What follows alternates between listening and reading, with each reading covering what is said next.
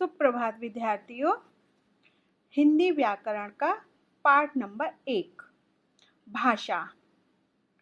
पिछली कक्षा में बच्चों मैंने आपको इस पाठ को YouTube के द्वारा समझाया था। शायद आपकी समझ में आ गया हो और इसकी मैंने कुछ एक्सरसाइज भी करवा दी थी। आज मैं आपको ये चैप्टर रिपीट कर रही हूँ, तो इसको ध्यान से सुनना, समझना और फिर जो है अभ्यास कार्य करना। ओके, तो आरंभ करते हैं। भाषा और उसके रूप। हम बोलकर, लिखकर या संकेत द्वारा अपनी बात दूसरों तक पहुंचाते हैं और दूसरों की बात समझते हैं। देखा बच्चों, हम अपनी बात को जो है एक दूसरे तक कैसे पहुंचाते हैं। एक तो हम बात करके, दूसरा हम लिखकर और तीसरा हम इशारा करके। जैसे हमें ये देखिए, चित्र में देखिए, ये सपोज करिए ये एक फैमिली है, तो फैमिली के जो भी मेंबर हैं मैं आपको उनके नाम से संबोधन करूंगी। जैसे ही पापा, ये बेटा, मम्मी, बहन, मौसी। ठीक है, तो बेटा कह रहा है आहा इतने सारे खिलौने। तो ये क्या कर रहा है, हाथ से देखिए चित्र में, यह इशारा कर रहा है, इशारा करके बोल रहा है इतने सारे खिलौने। फिर उसके डैडी बोल रहे हैं सब तुम्हारे लिए हैं बेटा। अब उसकी मम्मी बोल रही है, खिलौनों की तरफ देखिए इशारा कर रही है और मुख से बोल रही है। देखिए नंबर 3 पे, पता है कौन लाया है? मौसी लाई है। उसकी मौसी कह रही है मौसी लाई है। फिर उसकी बहन निकल के आए, अब कुछ खा भी लो मुन्ना।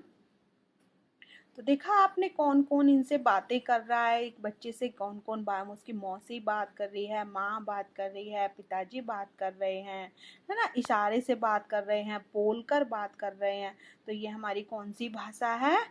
बोलकर, बोलने वाली भाषा यानी मौखिक भाषा, है ना। और सुन भी रहे हैं, तो ये भी हमारी मौखिक भाषा है। चित्र में सभी ने बोलकर अपने अपने मन की बातें कही, दूसरों ने सुनकर उनकी बातें समझ ली। सभी ने बोलने व सुनने का काम भाषा से किया, अतः यह भाषा मौखिक रूप है। इसे मौखिक भाषा कहते हैं।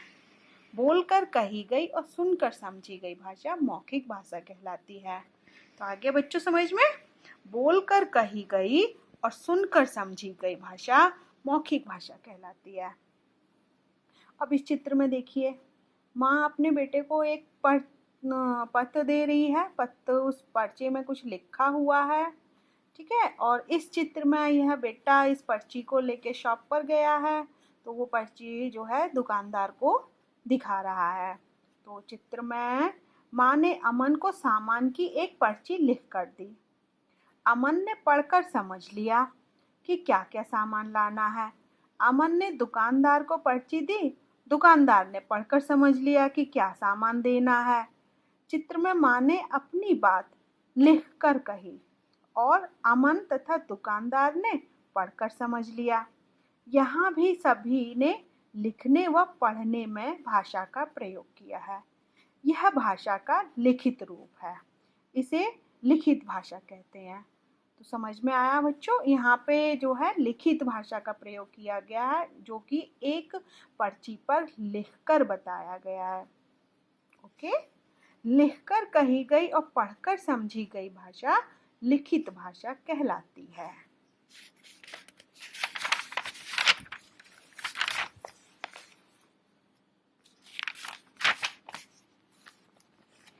अब इस चित्र में देखिए,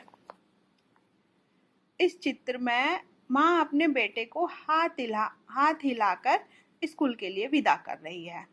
यानी कि जैसे कि आप लोग जब स्कूल में वैन में चढ़ते हैं तो आप अपनी मम्मी को बाय बाय करते हैं, है ना, उसी तरीके से। तो इस चित्र में माँ बेटे को हाथ हिलाकर स्कूल के लिए विदा करती है और बेटा भी हाथ हिलाकर विदा लेता है। यहाँ दोनों ने अपने अपने भाव को संकेतों द्वारा व्यक्त किया है। यह भाषा का सांकेतिक रूप है, इसे सांकेतिक भाषा कहते हैं। आगे समझ में, संकेतों द्वारा कही गई भाषा सांकेतिक भाषा कहलाती है। जैसे कि आपने देखा होगा, कभी आप रोड पे गए हो और रोड पे जाकर आपने ट्रैफिक पुलिस को देखा होगा। हम्म बीच चौराहे पर, जब वो चौराहा तो जानते ही होंगे, जब वो बीच चौराहे पर खड़ा होता है और चारों तरफ की रोड में से वो एक तरफ इशारा करता है रुकने का, एक तरफ इशारा करता है चलने का, तो वो हमारी कौन सी भाषा है? सांकेतिक भाषा। क्योंकि वह एक तरफ इशारा कर रहा है रुकने का और एक तरफ संकेत कर रहा है चलने का। तो देखा होगा आपने, तो वो हमारी कौन सी भाषा? सांकेतिक भाषा। लेकिन बच्चों, इसमें एक बात ये कही गई है कि व्याकरण में सांकेतिक भाषा को स्थान नहीं दिया जाता, है ना। लेकिन कही गई है, लेकिन नाम है इसका कि ये भाषा भी, सांकेतिक भाषा भी प्रयोग की जाती है, लेकिन अधिकांश हमारी दो ही भाषा प्रयोग होती हैं, मौखिक भाषा और लिखित भाषा। आइए अब इसका हम अभ्यास कार्य करते हैं। उपयुक्त विकल्प पर सही का निशान लगाइए। का दादी माँ कहानियां सुनाते समय भाषा के किस रूप का प्रयोग करती है? तो दादी माँ कहानियां सुनाते समय जब मुख से बोल रही होती हैं तो उस समय हमारी कौन सी भाषा का रूप होता है? मौखिक रूप। तो वो हमारा मौखिक रूप होता है, लिखित रूप नहीं होता, सांकेतिक रूप नहीं होता। खा ट्रैफिक पुलिस भाषा के किस रूप का प्रयोग करते हैं? देखा बेटा, हमने अभी आपको ट्रैफिक पुलिस वाला बताया था, तो यहाँ देखिए ये क्वेश्चन आ गया, ट्रैफिक पुलिस भाषा के किस रूप का प्रयोग करते हैं? लिखित रूप, मौखिक रूप, सांकेतिक रूप। तो कौन सा रूप का प्रयोग करते हैं?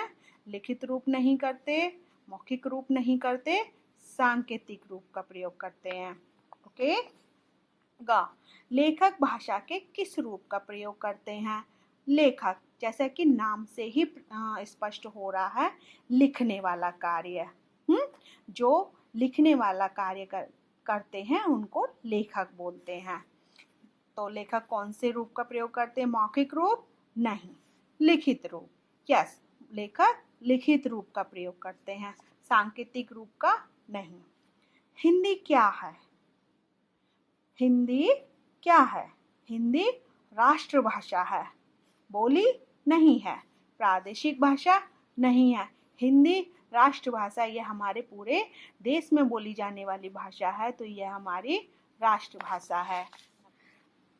नंबर 2, नीचे दिए गए चित्रों में भाषा के जिन रूपों का प्रयोग हो रहा है उन रूपों के नाम लिखिए। पहला, ये दोनों हाथ जोड़कर प्रार्थना कर रहे हैं, तो ये कौन सा रूप है?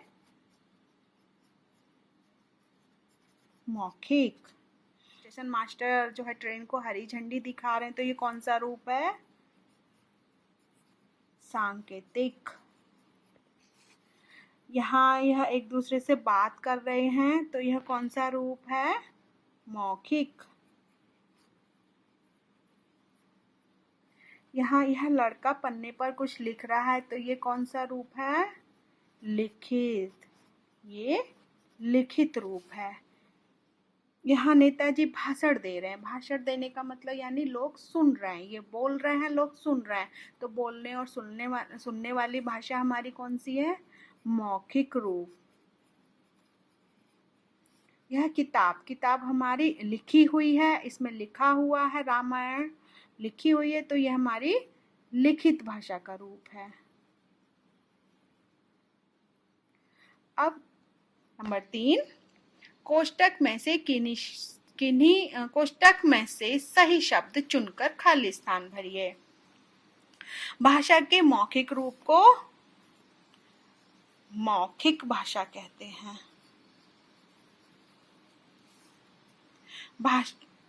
भाषा के लिखित रूप को लिखित भाषा कहते हैं। ट्रैफिक लाइट भाषा का सांकेतिक रूप है।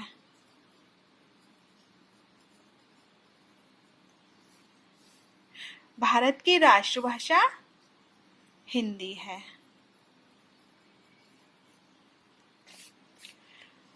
नंबर 4 ये मैंने आपको अभ्यास कार्य में लिखा है, तो बेटा इसको आप पढ़ के अपने आप इसका लिखिएगा कि ये कौन सी भाषा का रूप है। ओके।